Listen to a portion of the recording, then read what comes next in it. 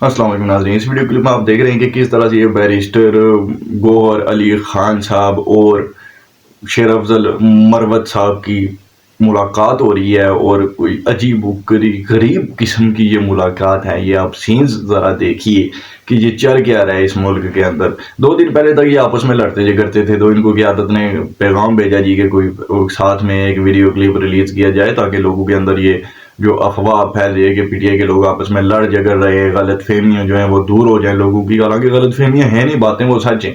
तो शेर अफजल मरवत साहब आप देखेंगे वो जनाब चले कोई आम इंसान हो तो वो ज़्यादा से ज़्यादा जनाब जफ्फी लगा लेंगे, लेकिन ये क्या कर रहे हैं जनाब, ये जफ्फियों के साथ साथ पपियाँ भी चल रही हैं यहाँ पर। क्या ही कोई घटिया किस्म का अंदाज सियासत है ये, क्या सिखा रहे हैं आप अपनी आवाम को। ये है जनाब आपकी रियासत मदीना। कोई बंदे को कोई शर्म होती है, कोई हया होती है, कोई एथिक्स होते हैं, कुछ भी नहीं इस पार्टी के अंदर। छोकरे बाजू की ये जमात है जी जो सीधी साफ बात है। पहले भी बहुत सारे इनके स्कैंडल्स आते रहे, लेकिन मैंने इन चीज़ों को कभी हाईलाइट नहीं किया, यही सोचता रहा यार छोड़ो इस तरह की बातें, क्या बंदा आवाम में करे या क्या मकसद बनता है। लेकिन अब एक मजबूरी बन चुकी है, क्योंकि ये साहब चेयरमैन है जी इस वक्त पीटीआई के, ये बैरिस्टर गौहर अली खान साहब। अभी इंट्रा पार्टी इलेक्शन आ गए होंगे तो देखेंगे हम भी कि कौन बनता है। तो इसके बाद फिर चेयरमैन पर अगर इस तरह की, एक बार पहले भी इनका एक वीडियो क्लिप ऐसे ही वायरल हुआ था, टिकटॉक की वो वीडियो थी, वहां पर भी ये किसी जलसे में गए हुए थे, तो वहां पर भी कोई जवान जनाब इनके साथ यही कुछ कर रहा था। अब ये शेर अफजल मरवत साहब है।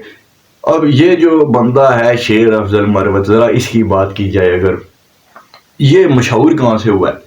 ये जनाब जावेद चौधरी साहब के प्रोग्राम में इसने उठकर थप्पड़ लगाया बैरिस्टर अफनानुल्लाह को। अगला जनाब मार्शल आर्ट्स में उसके पास बेल्ट भी है, वो चैंपियन था उसमें। अगले ने उधर लम्मा पा के मार मार के जनाब मुके, तो इनकी जनाब हालत खराब कर दी। वहां से उठे, इज्जत बचाई, भागे। भाग कर फिर जब गए तो वहां पे कोई वीडियो बना रहा है, वो पूछता है जी उसके बाद प्रोग्राम का क्या बना। तो ये बदतमीज इंसान वहां पर कहता है कि प्रोग्राम तो बढ़ गया। अब जो बंदे पंजाबी समझते ना, उनको इस जुमले की तशरीह पता है कि ये क्या चीज़ बोल रहे थे शेर अफजल मरवत साहब। तो ये जनाब इस तरह की क़यादत, इस तरह का तर्ज सियासत, इस तरह के बयान, और वो इसका जुमला, इसकी पब्लिसिटी इतनी हुई उसके बाद। मैं तो सलाम पेश करता हूँ इस कौम को भी, इनके उन वोटरों सपोर्टरों को भी, इस बाशऊर यूथ है जो पीटीआई की, ये टिकटॉक टाइगर्स को मैं 32 तोपों की सलामी पेश करता हूँ जी, कि जो ये ऐसी चीज़ों को ट्रेंड बना रहे होते हैं और इनके नज़दीक ये कोई बहुत ही कोई, मैं कहता हूँ जी कोई कश्मीर फतह कर लिया शेर अफजल साहब ने इस तरह के तब जुमला अदा करके अपनी ज़ुबान से। और ये बंदा है खुद वकील, और उसके बाद फिर ये पाकिस्तान के नंबर 1 वकील का खिताब इनको दिया जाता है पीटीआई की तरफ से। तो आप देख लीजिए कि क्या कोई तहजीब है इनकी। और फिर ये बंदे का इसके बाद भी इंटरव्यू लिया गया। अब मैं वो वीडियो क्लिप नहीं चलाऊंगा क्योंकि ज़्यादा क्लिप चला दिए तो किसी पीटीआई वाले ने देख लिया तो क्या पता जी स्ट्राइक्स ही भेज दें, तो इसलिए मैं नहीं वो क्लिप इनका ऐड करूंगा। लेकिन आप उसको सर्च कर सकते हैं जिसमें इन्होंने ये कहा है जी कि मैं तो आगे भी जहाँ कहीं मुझको बैरिस्टर गौहर मिलेगा मैं उसको मजीद पपियों से नवाजूंगा, क्योंकि वो प्यारा बहुत है। अब ये जो बातें करते हैं ना, अगर आपको ये लगता है ना जी कि ये ऐसी मौज मस्ती में हो जाती हैं ऐसी चीज़ें पीटीआई से, तो ऐसा नहीं है। मैं आपको ये बात बड़ी ही ऑथेंटिक सोर्सेज से बता रहा हूँ कि अगर आप देखें पूरी दुनिया में इस वक्त कौन सी ताकतें हैं वो आप खुद तलाश कीजिए, लेकिन ताकतों ने जो दुनिया को उनके बकौल वो चला रही हैं, उन्होंने दुनिया का निज़ाम संभाला हुआ है। वैसे तो अल्लाह ही सब कुछ चलाता है, लेकिन होता है कि इंसानों को खुशफहमियाँ हो जाती हैं जब अल्लाह किसी की डोरी लंबी कर देता है, उसको छूट मिल जाती है तो वो खुद को खुदा समझने लग जाता है। फिरौन भी तो था, उसने भी खुदा होने का क्लेम कर दिया था। बाकी भी बहुत है इस दुनिया में कि जो खुदा होने का क्लेम करते रहे।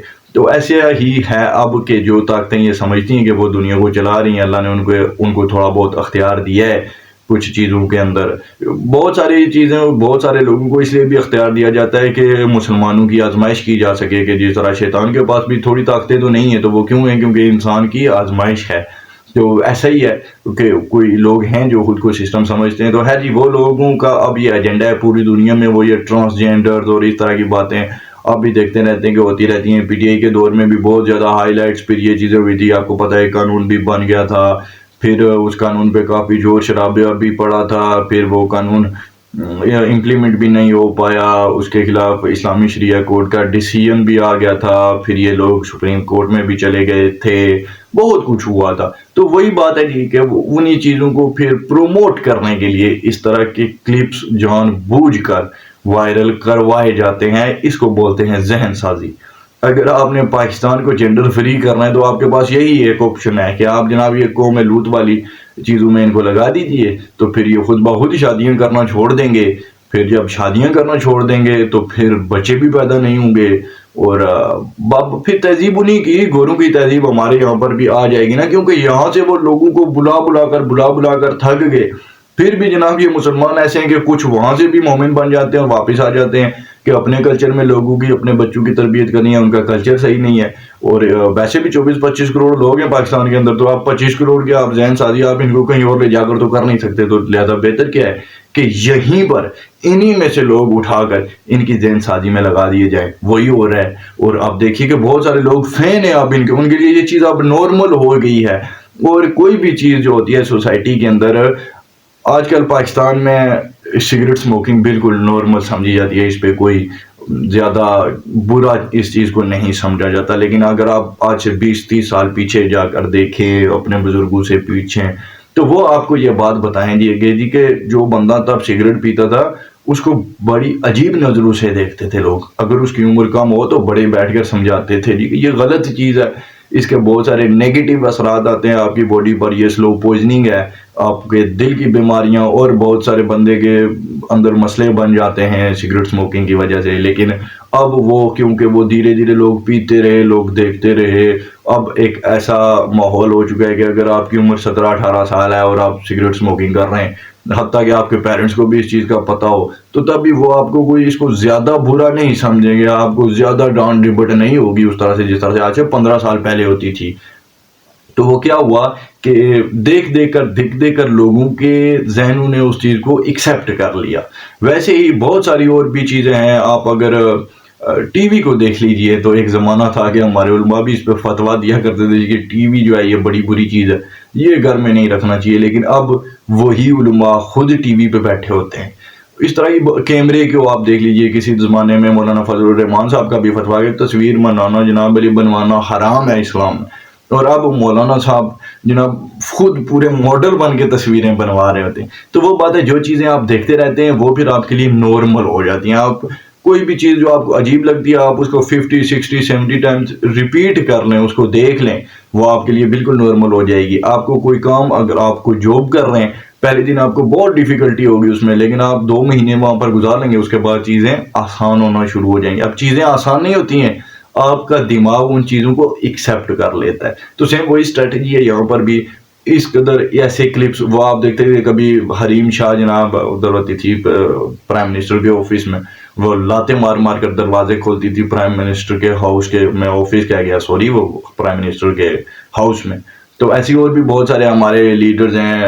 پی ٹی آئی کی میں بات کروں کہ جن کے کلپس کافی زیادہ وائرل بھی ہوئے تھے, اور آپ کو پتہ ہے کہ بہت سارے ایسے ویڈیوز ہیں جو کہ بڑے گھر نے خود جان بوجھ کے وائرل نہیں کی. اور وہ کیوں نہیں کی؟ اسی لیے نہیں کی کیونکہ ان کو پتہ ہے کہ ان چیزوں سے لوگوں کی ذہن سازی ہونی ہے, لوگوں نے پھر ان باتوں کو نارمل لینا شروع کر دینا ہے جو کہ ایکسیپٹیبل نہیں ہے پاکستان کے اندر, یا ہماری جو سوچ ہے جہاں پر ہم اپنے ملک کو, اپنے کلچر کو لے کر جانا چاہتے ہیں. تو ہم تو ان سے جناب وائس ورثہ ہماری تھنکنگ ہے, جو بھی ویسٹ سوچ رہا ہے اس کے ہمارا تو بالکل الٹ ہے اس کے, کہ ہم تو شریعت کو واپس لانا چاہتے ہیں اپنے ملک کے اندر. اس طرح کی باتیں ہو رہی ہوتی ہیں. وہ الگ بحث اپنی جگہ پر ہے کہ وہ لانی چاہیے نہیں لانی چاہیے, یا ممکن بھی ہے یا نہیں ہے, وہ باتیں الگ ہیں. لیکن میں یہ بات کر رہا ہوں کہ جو ہماری سوچ ہے, جو ہمارے بڑے سوچ رہے ہیں کہ اس ملک کی عوام کو کس طرف لے کر جانا ہے, میں وہ چیز کی بات کروں گی. تو اس لیے وہ ویڈیوز بھی پھر جان بوجھ کر وائرل نہیں کی گئی تھی. عمران خان صاحب خود ٹی وی پر آ کر کہتے ہیں کہ میں ایک پلے بوائے تھا. تو آپ دیکھ لیجیے کس طرح کی باتیں کر رہے ہوتے ہیں. ان کو وزیر اعظم کیوں بنایا گیا تھا, ان کو لوگوں کے دلوں کی دھڑکن کیوں بنایا گیا, ان پہ اتنا پیسہ کیوں انویسٹ کیا گیا, کبھی بیٹھ کر آپ سوچئے گا. اور یہ تمام باتیں اگر کوئی چاہتا, جنہوں نے ان کو اتنا مینج کیا عمران خان صاحب کو, وہ اس طرح کی باتیں جو عمران خان صاحب سے ریلیٹڈ ہیں وہ کیوں خود دنیا میں جانے دیتے ہیں, وہ خبریں بنتی ہیں, وہ وائرل ہوتی ہیں, اس طرح کی تمام چیزیں کیوں کروائی جاتی ہیں. وہ تو روک سکتے ہیں نا میڈیا کو, تو وہ کیوں نہیں روکتے ہیں؟ اسی لیے نہیں روکتے ہیں کیونکہ لوگوں تک وہ باتیں پہنچانی ضروری ہیں. لوگ جس کو اپنا لیڈر سمجھتے ہیں, جب وہ اس میں وہ چیزیں دیکھیں گے تو وہ بھی وہ کرنے کی خواہش رکھیں گے یا کرنا شروع کر دیں گے. یا ایٹ لیسٹ پھر وہ ان کو برا نہیں سمجھیں گے، ان کو ڈیفینس کرنا شروع کر دیں گے، ان پہ تنقید نہیں کریں گے، الٹا دفاع کرنا شروع ہو جائیں گے ان چیزوں کا. وہی ہو رہا ہے اس وقت. تو چلیں جی، اب تک کے لیے اتنا ہی تھا. امید ہے آپ کو ویڈیو پسند آئی. اگر کوئی بات میری بری لگی ہو، مجھ پر کوئی تنقید کرنا چاہیں، شوق سے کیجیے کمنٹس کے اندر.